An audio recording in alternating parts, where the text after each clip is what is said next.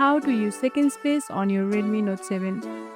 In today's quick tutorial, I will show you how to use second space on your Redmi Note 7, a cool privacy feature to keep your secret stuff totally separate. First, open the app drawer and look at the Settings app.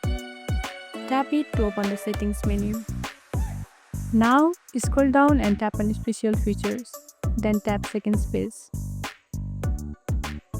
Tap Turn on Second Space. Wait a few seconds and boom, your second space is ready.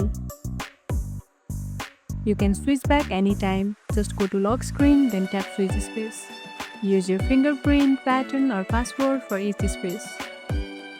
Bonus tip, you can install different apps, use different wallpapers and even hide photos. It's like having two phones in one. Perfect for privacy, kids or work mode.